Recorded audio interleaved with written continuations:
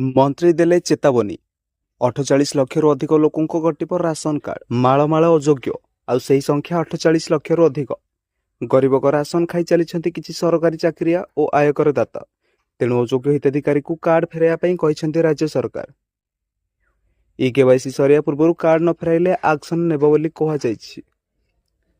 लक्ष लक्ष अयोग्य हाथी राशन कार्ड किसी सरकारी चाकरिया भी खाऊं राशन आयकर दाता पाखरे भी रही राशन कार्ड न फेराइले एक्शन हेबे बोली कहले सरकार। जार अभाव नहीं से भी खाऊची एवं अभावी लोकों राशन खाई जाउची।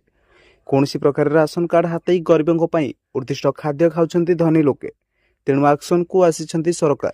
जातीय खाद्य सुरक्षा तथ्य अनुसार राज्य में 3 कोटी 26 लाख राशन कार्डधारी तेज केवाईसी आरंभ होगा बर्तमान सुधा 48 लक्षरू अधिक अयोग्य हिताधिकारी जमापड़ी। अयोग्यों भितर अच्छा सरकारी चाकरिया तेणु कठोर होती सरकार। खाद्य जोगाण मंत्री कृष्णचंद्र पात्र कहते राज्य में अयोग्य हिताधिकारी बहुत अच्छा किए सरकारी चाकरी कर किए डाक्टर अच्छी। अयोग्य हिताधिकारी को अपील करुछु कार्ड सरेंडर कर जातु। कार्ड फेराइले कार्यानुष्ठान नियाजिबनी किंतु न फेराइले एक्शन नियाजिबो। केवाईसी सरिया पूर्व कार्ड सरेंडर करने मंत्री। जातीय खाद्य सुरक्षा योजन जदि कौन व्यक्ति एक प्लट फ्लाट किंबा घर समेत 100 वर्ग मीटर अधिक जमीर मालिक हुए तेज से राशन कार्ड पाइबेनी।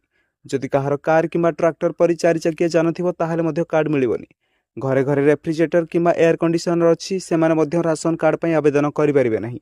जदि परिवार कहीं सरकारी चाकरी अच्छा तेज से राशन कार्ड मिलबनी।